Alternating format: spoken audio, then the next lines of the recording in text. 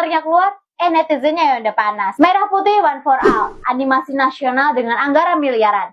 Niatnya sih buat bangun semangat persatuan, tapi yang rame malah cibiran. Pertanyaannya, kok bisa sih? Film ini dibuat untuk merayakan HUT RI ke-80. Cerita singkatnya nih, ada 8 anak dari berbagai daerah yang ditugaskan untuk mencari bendera merah putih yang hilang secara misterius menjelang upacara kemerdekaan. Dan mereka ini harus mencari sampai ke tengah hutan. Bayangin deh, anak-anak harus ke tengah hutan. Dan itu sendirian tanpa pengawasan orang dewasa. Pesannya jelas banget, nasionalisme, gotong royong, dan persatuan. Secara konsep dan idenya tuh oke banget. Tapi di sini masalahnya. Begitu trailernya rilis, komentar tuh langsung membludak.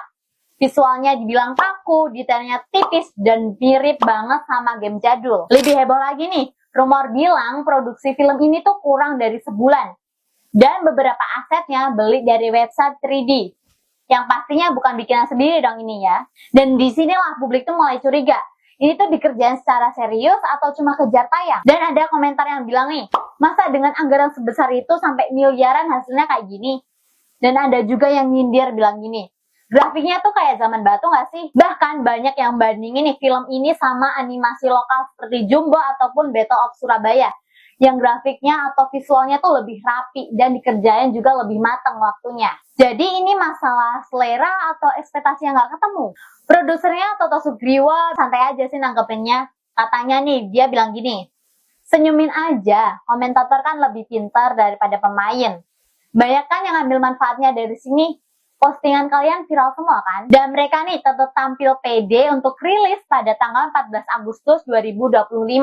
Bersanding dengan Demon Slayer dan WeForce. Menurut kamu nih, ini tuh strategi nekat atau emang mereka ini percaya diri? Kasus Merah Putih One for All ini ada satu hal yang mereka tunjukin.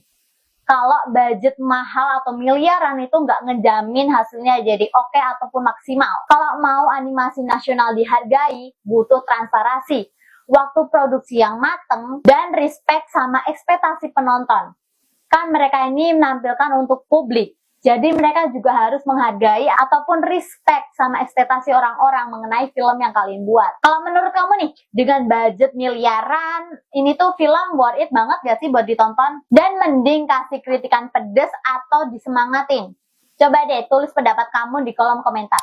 Jangan lupa like dan subscribe supaya kamu gak ketinggalan video keren lainnya. Dan buat kamu yang udah nonton film Merah Putih One for All, coba deh kamu ceritain secara jujur.